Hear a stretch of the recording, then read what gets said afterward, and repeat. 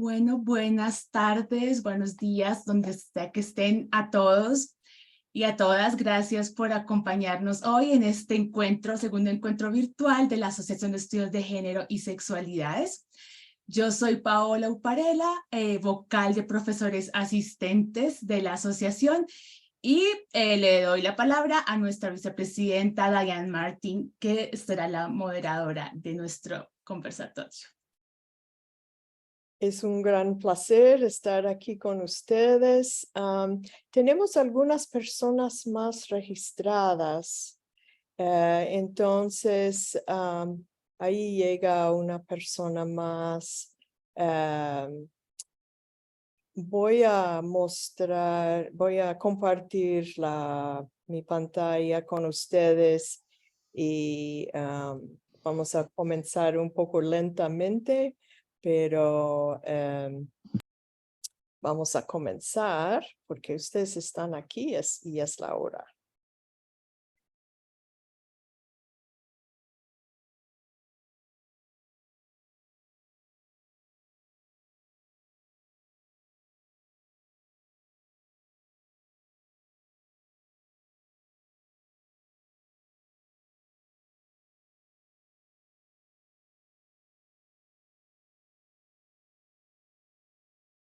¿Se puede ver? Aquí bien. Okay. Entonces, gracias Paola, por comenzar.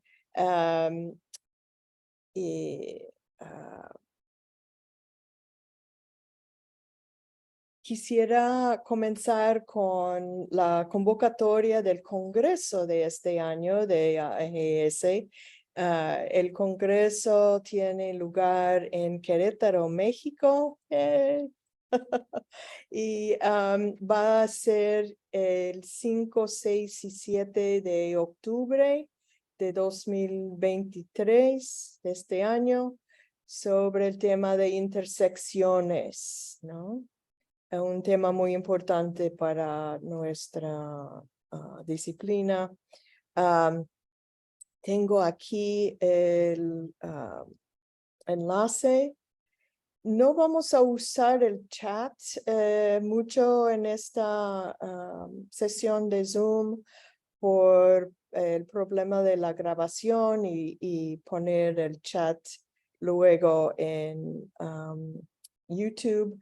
Pero si hay necesidad, si alguien quiere ver esta parte, este enlace otra vez, lo puedo poner en chat durante la sesión. Pero no va a aparecer en la grabación en YouTube. Se ha cambiado la fecha de recibir propuestas, que es un anuncio muy importante, que tienen un mes más para entregar propuestas para el Congreso de este año.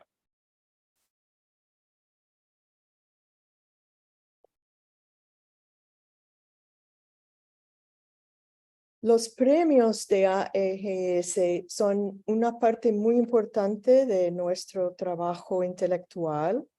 Hay una convocatoria cada año y las reglas están ahí abajo. En resumen, hay más información en el sitio web, que el plazo de recepción es hasta el final de este mes, que uno tiene que ser miembro activo, o sea que se ha pagado este año de la membresía, que solo se permite una entrada por persona, aunque hay varios distintos premios, solo para un premio y solo una entrada para este premio. Se dan premios de monografía crítica, ensayos críticos, como el ensayo crítico de profesores que estamos tratando hoy. Y hay uno para estudiantes, y la última vez que hablé con la presidenta, ella dice que no ha recibido entrada este año. Entonces, si tienes un buen o buena estudiante que tenga un ensayo excelente, por favor, que le digan que mande su ensayo crítico. Y dentro de la obra creativa hay varias posibilidades, poemas, ficción, etcétera, con sus límites apropiados. Este enlace arriba es difícil de copiar, yo sé, pero lo puedo poner en chat si alguien quiere. Entonces, eso es lo que vamos a hacer hoy. Participan 3 profesores y después el público.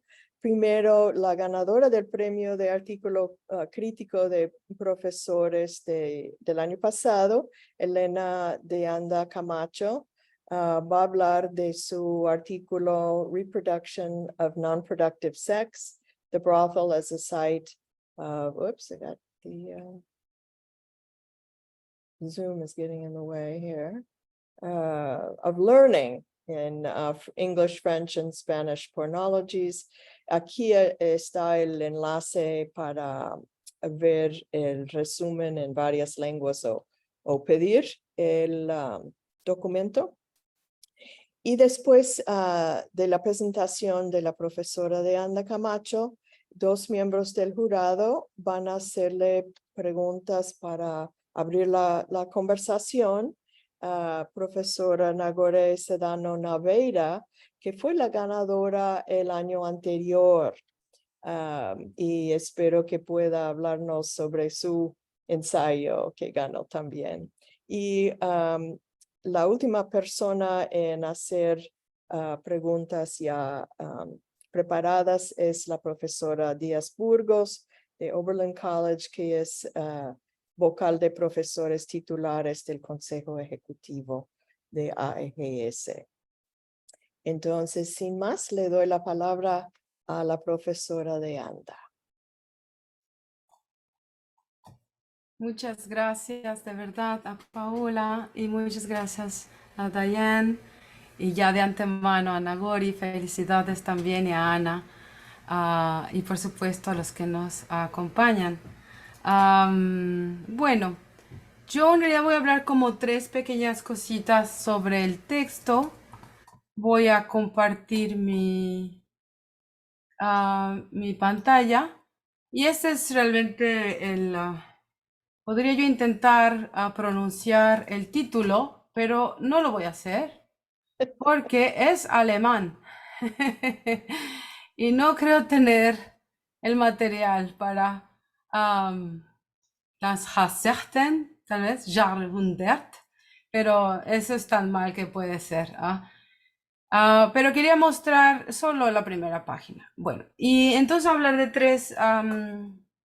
3 ideas al respecto del texto. Primero, agradecer muchísimo a la Asociación Verdad de Estudios de Género y Sexualidades, que es una asociación increíble y realmente muy solidaria y muy brillante. Es realmente muy, vaya, es una compañera de trabajo fascinante.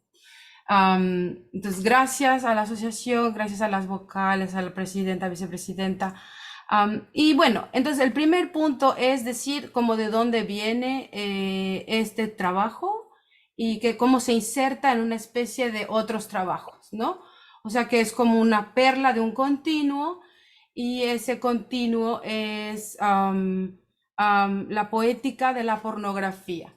Como la pornografía tiene una dinámica, una cierta,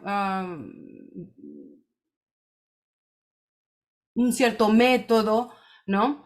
Y a partir de ese método hay muchísimos subgéneros que empiezan a aparecer si uno se enfoca en el siglo XVIII en Europa, ¿no? En esa Europa imperial, en esa Europa transatlántica, ¿no? Empiezan a haber este tipo de patrones, de ramas, ¿no? Y esta es una de esas ramas, la pornología.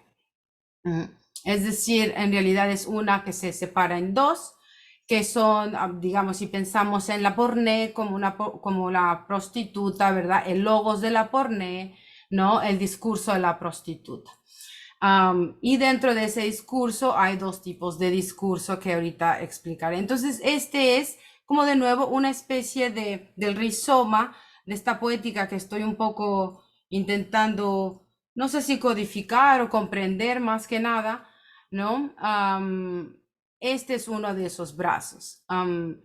Y dentro de ese brazo, el objetivo era justo decir que cuando nos encontramos entre estas novelas que son generalmente europeas versus los poemas que se desarrollan mucho en la literatura hispana del 18, hay no solamente una divergencia de géneros, ¿no? De formas, la poesía versus la novela pornográfica francesa, la novela pornográfica inglesa, ¿no? Fanny Hill de John Cleland, y Thérèse Philosophe del Marqués d'Angers.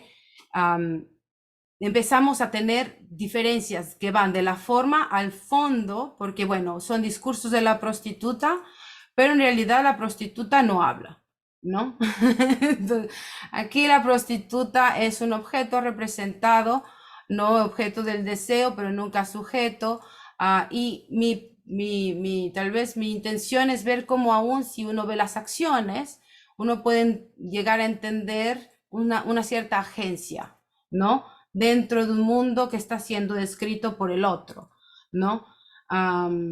Y esa agencia serían los burdeles como un espacio de comunicación entre mujeres, como un espacio de negociación, también de dominio, ¿no? De dominio generacional, pero también de intercambio científico, de intercambio de conocimiento sobre la obstetricia y la ginecología, el conocimiento del cuerpo, ¿no? A partir de esta red femenina de madrota, ¿verdad? De prostitutas y novicias y al mismo tiempo ver esa comunidad, digamos, de características y por el otro ver cómo cuando estamos en la poesía, especialmente en la poesía española, este tipo de pornología, curiosamente, está en voz de hombre. Entonces es mucho más afirmativa en su sentido del dominio del cuerpo, la cosificación, la objetivación del cuerpo femenino. Entonces,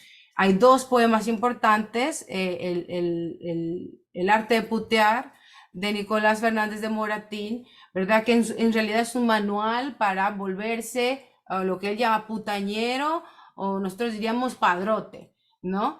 Y que trata de enseñar a otros hombres a cómo vivir del negocio, vivir del oficio también, en cierta manera.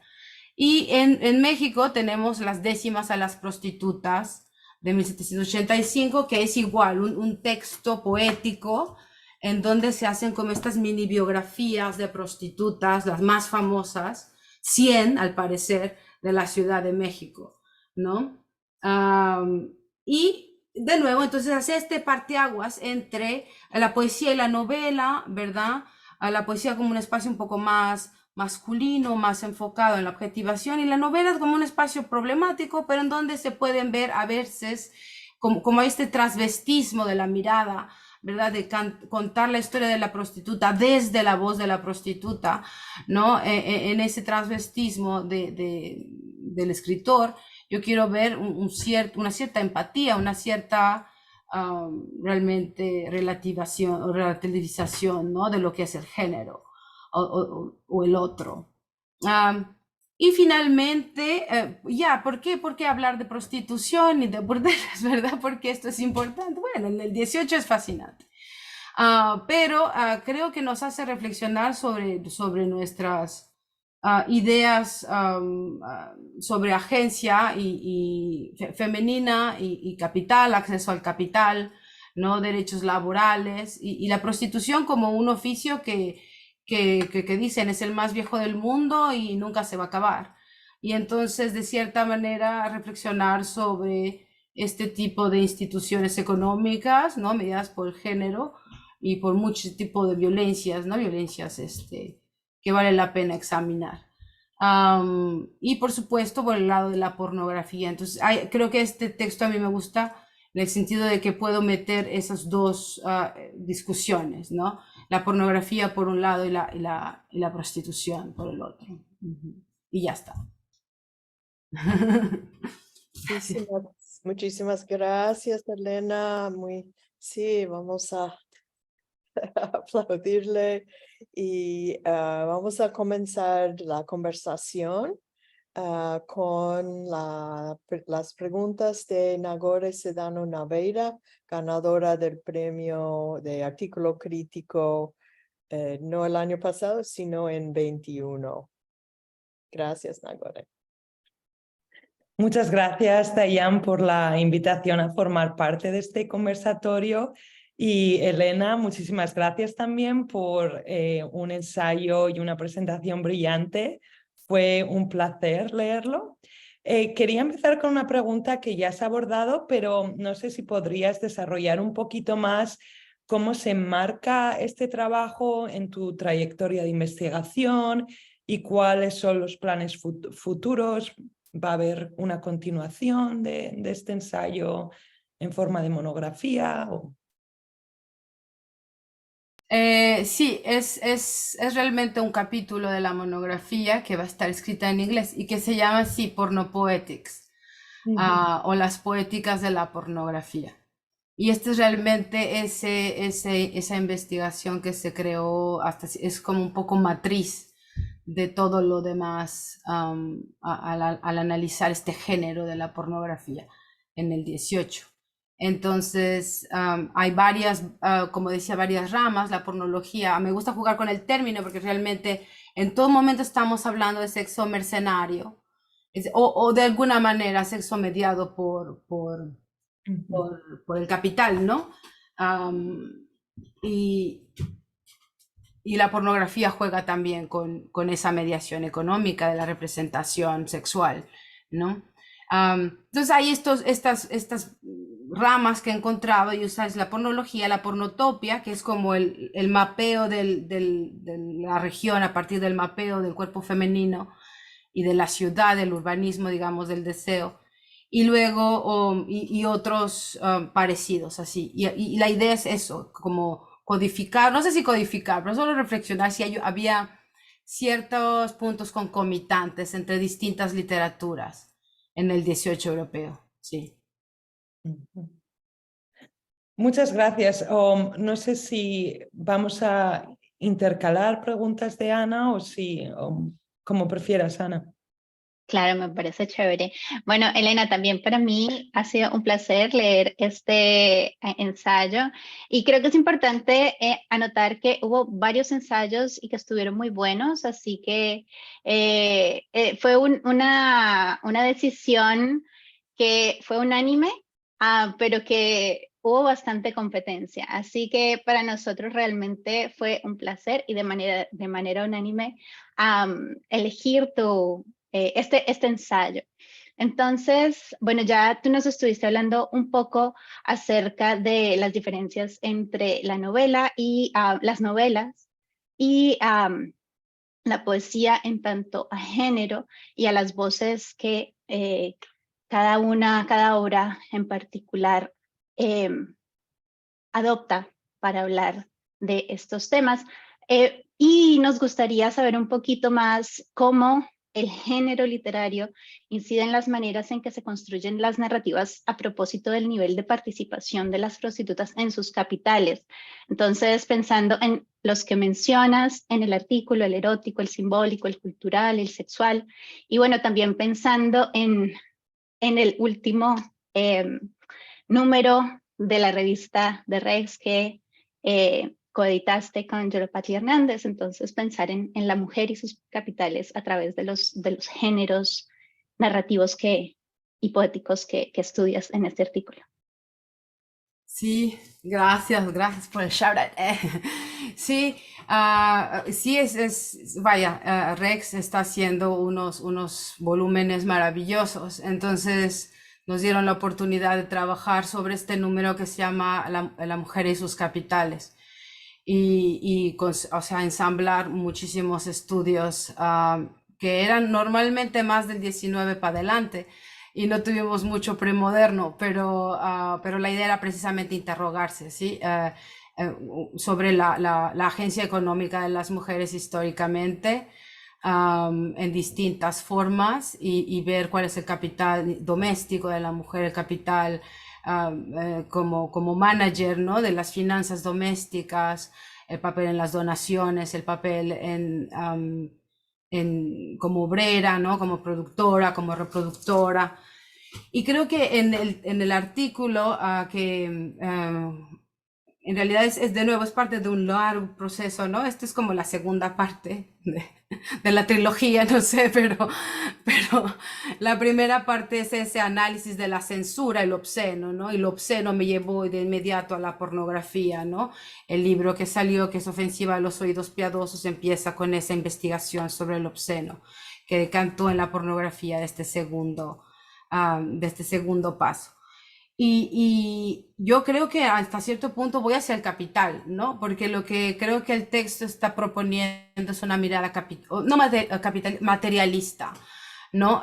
El materialismo en la prostitución. Entonces, en cuanto a eso, es muy analizando no solamente la violencia, ¿no? De la prostitución como algo que muestra ahora sí la obscenidad del poder, ¿no? O sea, la diferenciación clasista arbitraria, ¿no? Basada en desigualdades económicas, en violencias económicas. Pero ir más allá, ¿no? Y decir, bueno, o sea, ¿qué otro tipo de capitales tienen estas mujeres en el burdel, ¿no? Que les permite realmente ser en muchos momentos perseverantes, persistentes, rentables, ¿no? O sea, son negocios rentables. Y hasta cierto punto, uno de los argumentos es pensar en cuando las mujeres se autorregentean, ¿verdad? Hay menos violencia física, y esto lo muestran también, ¿saben? Los avances en las trabajadoras sexuales, ¿no? En Ámsterdam, en Latinoamérica, en España, ¿no? Que cuando las mujeres se autorregentean hay menos violencia física y hay hasta cierto punto un mayor margen de libertad, ¿saben? Hay iniciativa, ¿verdad? Hay control sobre el cuerpo, es decir, la violencia institucional de la prostitución persigue, pero hay otros tipos de fortalezas. Y el texto lo que buscaba era pensar qué fortalezas eran esas, ¿no? Y es pensar que las mujeres, no solamente en los conventos también, es decir, el convento es como el burdel, ¿no? O sea, es un confinamiento de mujeres, ¿no? Y entre esos confinamientos se crean este tipo de transmisión de conocimiento, ¿no? De capital cultural, ¿no? Esta obtención de agencia sobre el capital per se, ¿no? En el capital doméstico. Y también se crean estas redes de mujeres, ¿no? Estas redes de apoyo, aunque a veces también de dominación, ¿no? De solidaridad, pero de jerarquías también, especialmente la madrota con las prostitutas, la explotación, ¿no? O sea, no quería yo tampoco romantizarlo, pero ver eso como un capital social, ¿no? Y sobre todo la prostitución se basa en dos capitales enormes, que es el erótico, que es la belleza de las mujeres, ¿verdad? Lo que venden realmente es ese estilo es un objeto de consumo, ¿no?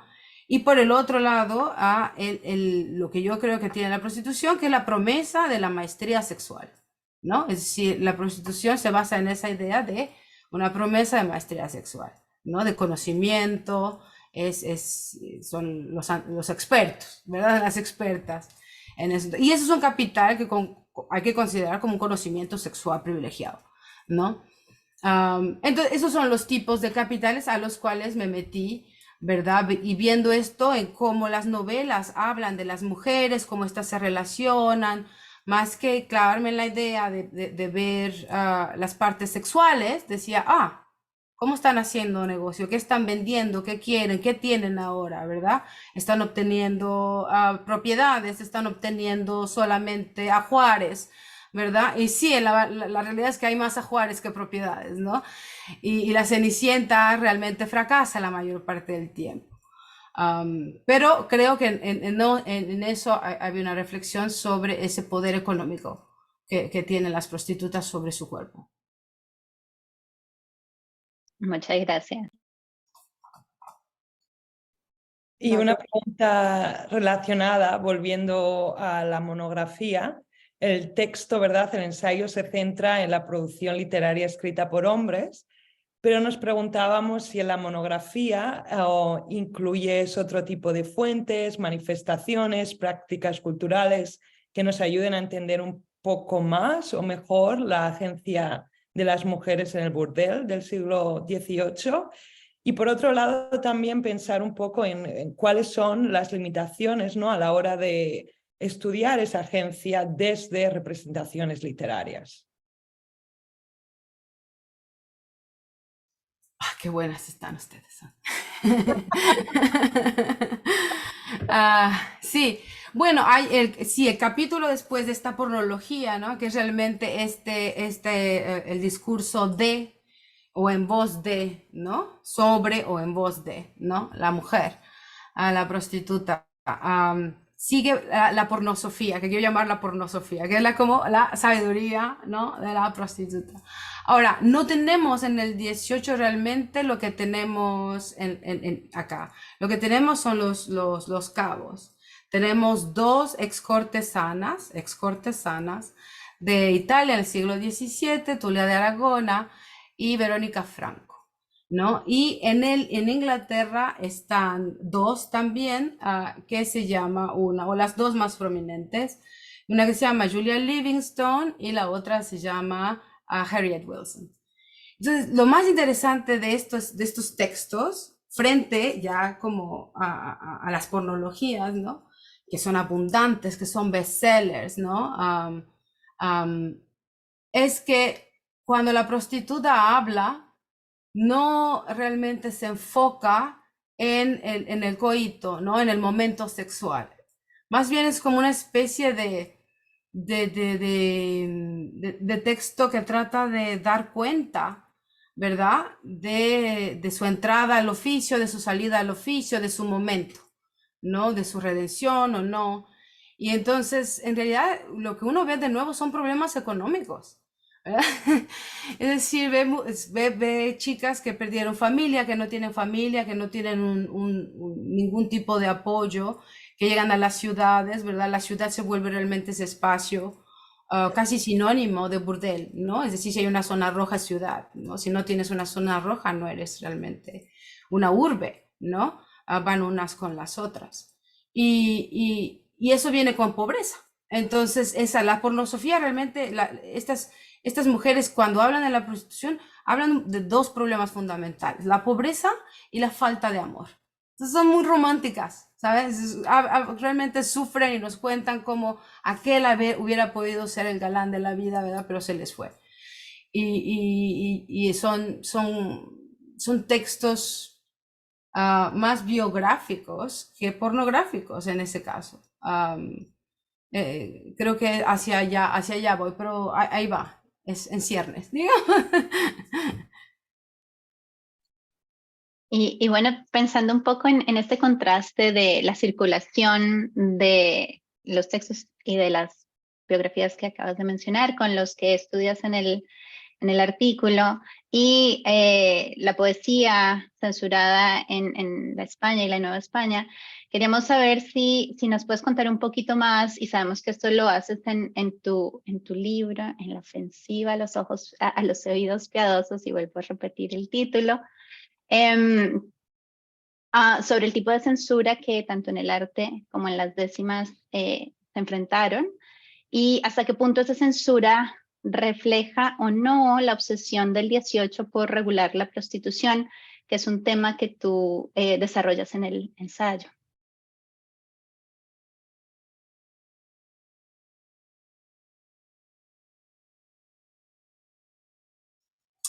Ok, esta es...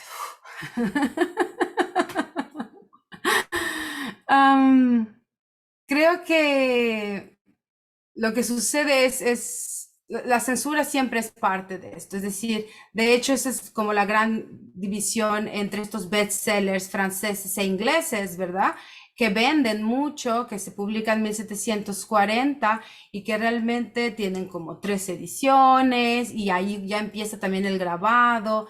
Entonces, En la Europa del Norte realmente, Francia, y Alemania, bueno, Alemania, Inglaterra, ¿no? La pornografía ya es un comercio, ¿verdad?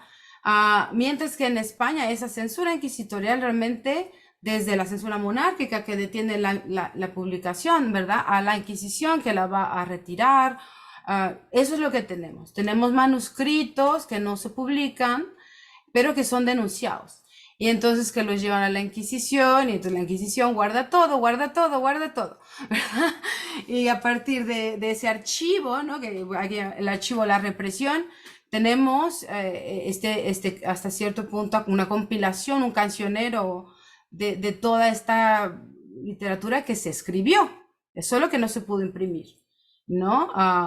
Pero que circulaba de mano en mano en ciertos circuitos, digamos, literarios, ¿no? En esa ciudad letrada o en esa República de las Letras de Iriarte, ¿verdad? De Fernández de Moratín, de Goya y todo eso. Entonces realmente había una producción, pero no llegaba al mercado como las novelas estas norteeuropeas. Y la segunda parte de la pregunta era cómo esto, recordamos. Sí, sí, ¿hasta qué punto esa censura reflejó la obsesión del 18 por regular la prostitución? La prostitución, claro que sí. Yo creo que el discurso es una forma de domeñar la realidad, ¿no? Hay muchísimos manuales en ese momento que buscan precisamente eso. De hecho, la palabra pornografía ya aparece en el 18, en 1785, por Le Pornographe. Y es una reglamentación, un proyecto, pero establecido, sistemático, de reglamentación de los burdeles de París. ¿Sí? Todo el mundo quiere reglamentar los burdeles de París. En España, Cabarrús trata de hacer una reglamentación, quería que volvieran al siglo XV, a las mansevillas españolas de Valencia, ¿verdad? Y a una época dorada de la prostitución. Eso se ve por todos lados. Entonces España tiene planes para regular la prostitución, Francia también, pero al final, y esta es la maravilla de este siglo, es que es el único siglo en donde la prostitución no se reglamenta. O sea, es una ansiedad. Todos estos textos sustituyen a la ley porque no se reglamenta. Vive en este espacio subterráneo entre lo clandestino, lo ilegal. Pocas veces se refuerza la prohibición, especialmente en Francia. Y España tiene como racias y todo.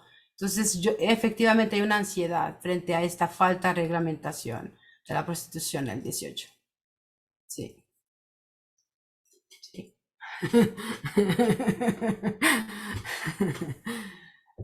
Y pensando más en la cuestión del trabajo con los documentos de archivo o lo que llamabas como ese cancionero censurado de la Inquisición, me preguntaba si este cancionero da pistas para analizar esa transmisión de conocimiento, ¿no? Que discutes en el texto, en la cual te basas para llegar, ¿no? A esa idea de la agencia femenina dentro del burdel.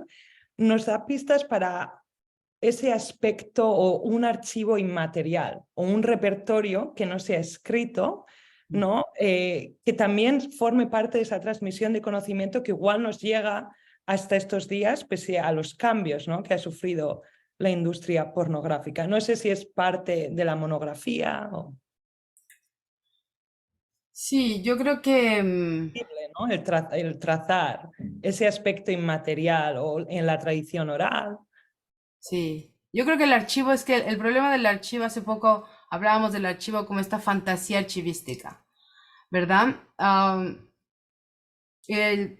Lo que notas es efectivo, es decir, el archivo en realidad es la punta del iceberg, ¿no? No se escapa el resto, ¿no? Es un fragmento que nos impide llegar a la experiencia de vida, ¿no?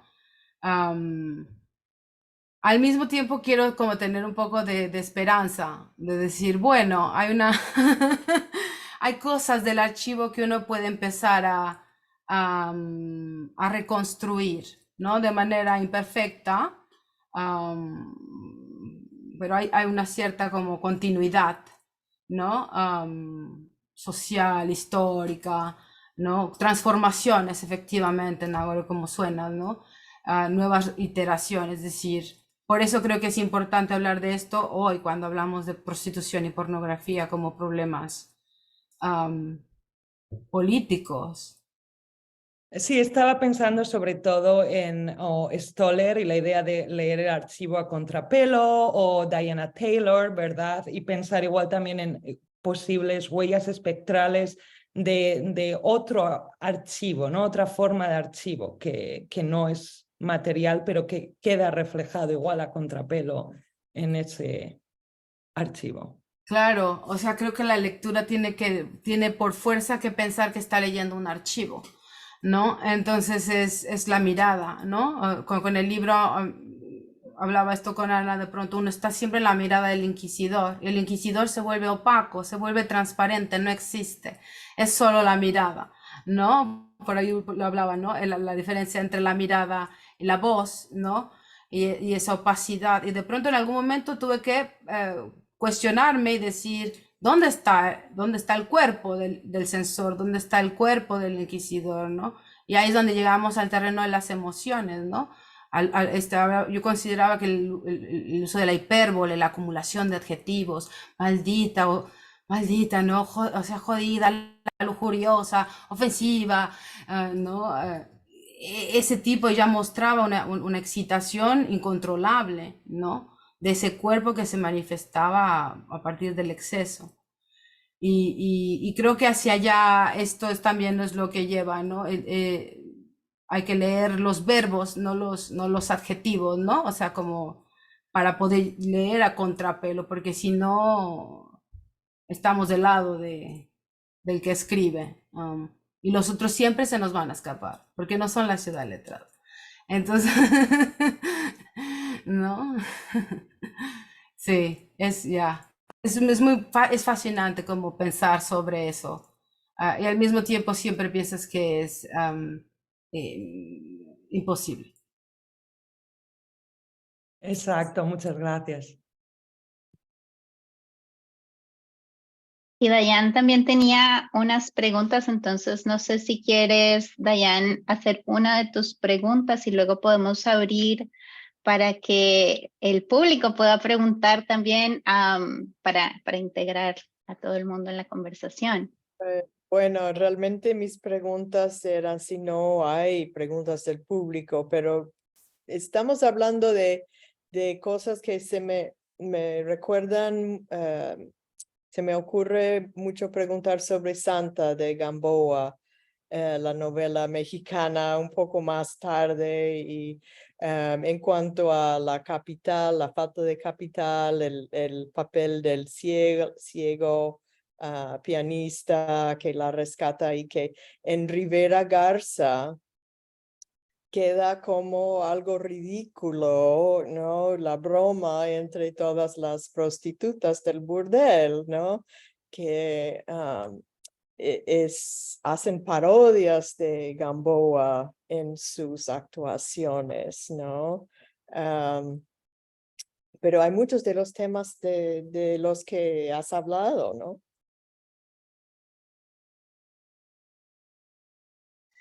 Sí, México realmente tiene como todo una continuidad con la prostitución, porque tenemos el cine de rumberas, ¿no? Que es el cine, el siglo de oro mexicano, ¿no? Miroslava y Ninon Sevilla, y realmente o sea, fue el Hollywood mexicano, pero con este tropo de la rumbera, ¿no? De la cubana que llega a México, que tiene que bailar, ¿no?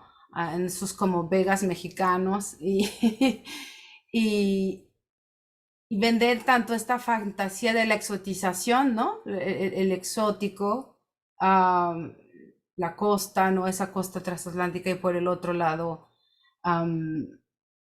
pues, yo qué sé, la violencia de la económica mexicana, ¿no? Porque es el año de la revolución y tal, o sea, hay mucha pobreza.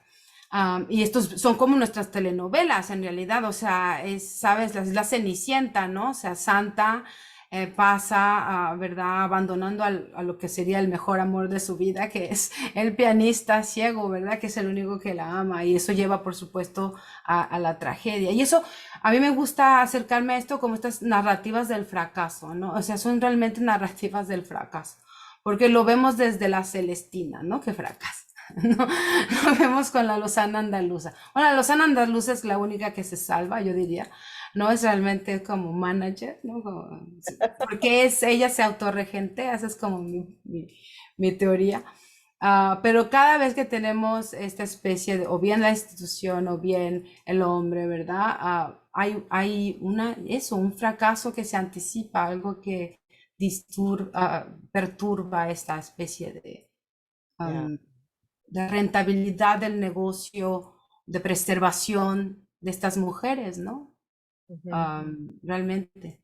Sí, la pobreza de Santa en su pueblo y la de la protagonista de Rivera Garza, los traumas que la afectan por toda la vida, un poco de agencia y dinero que gana en la novela de Rivera Garza, pero sí, vamos a abrir la discusión al público.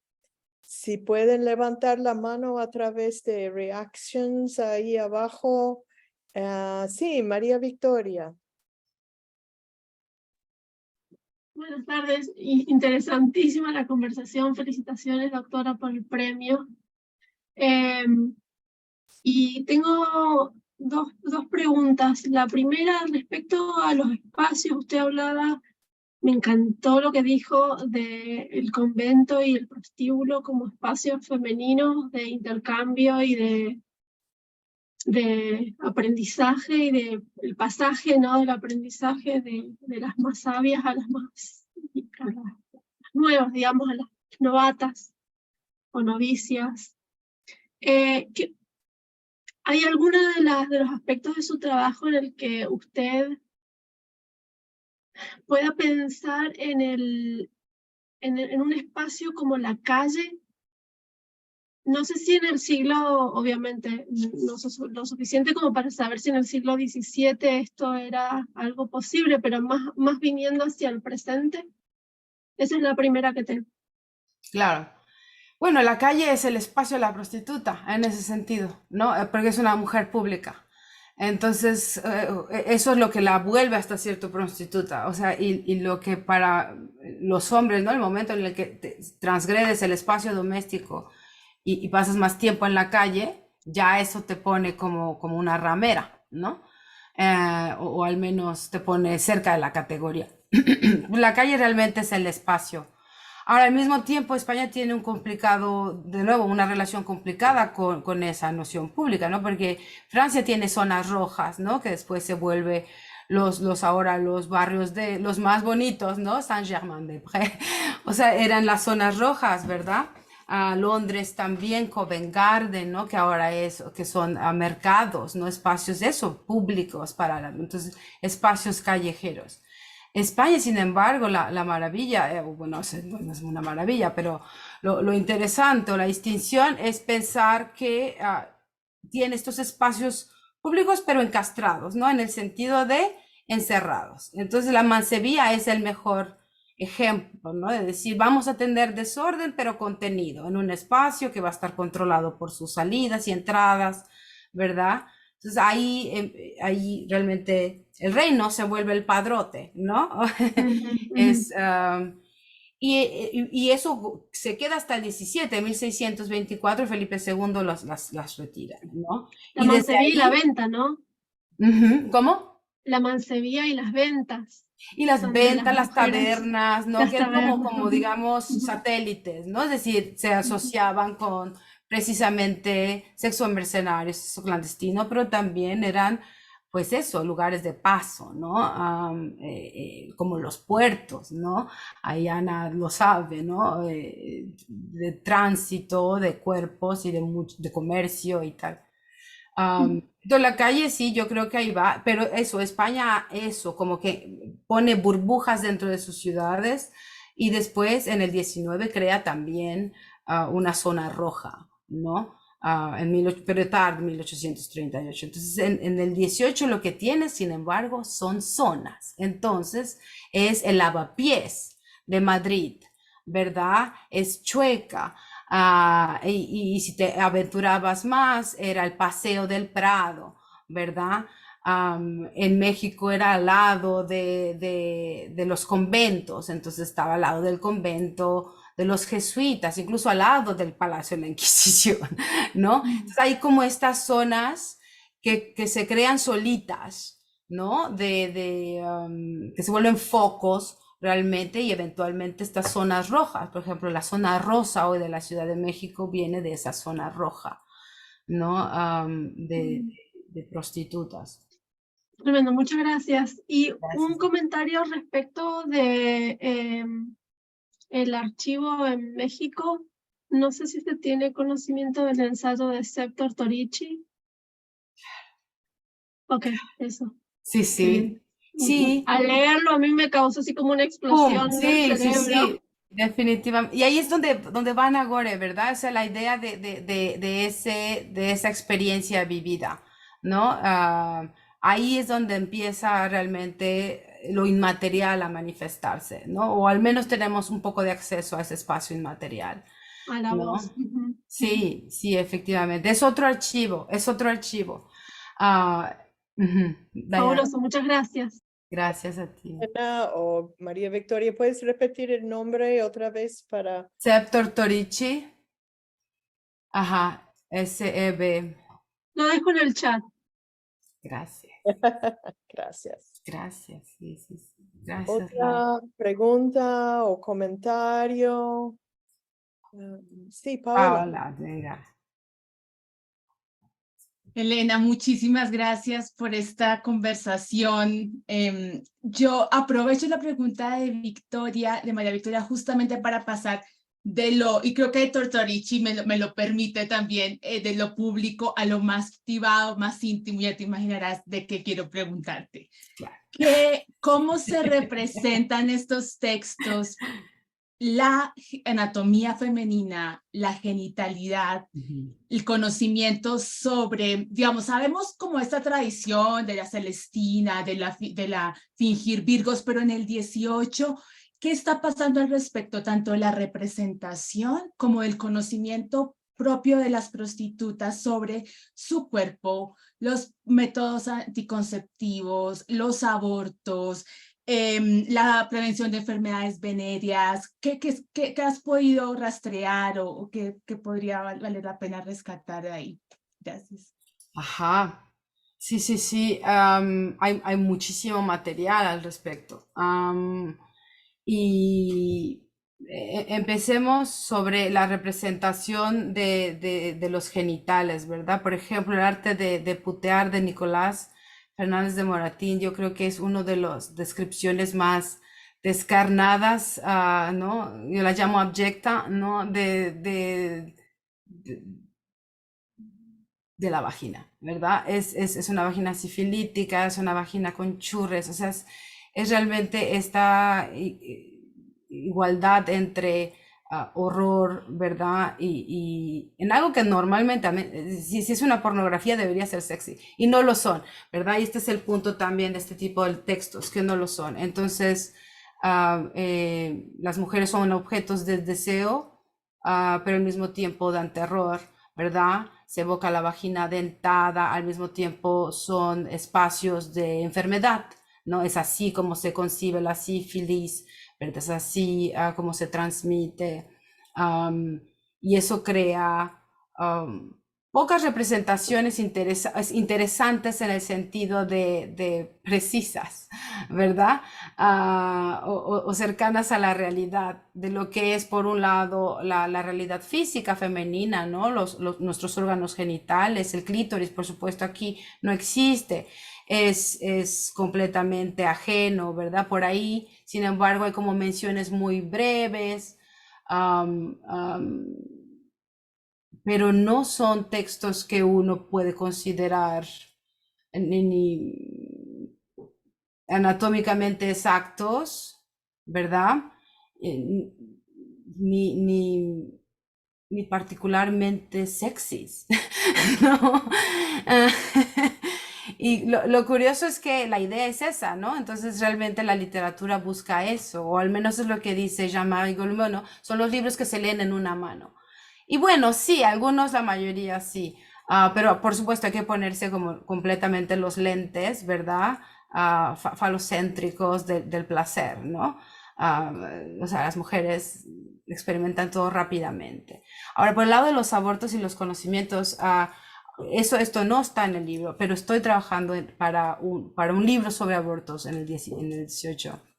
Y bueno, tú estás ahí también, entonces tú sabes, ¿no?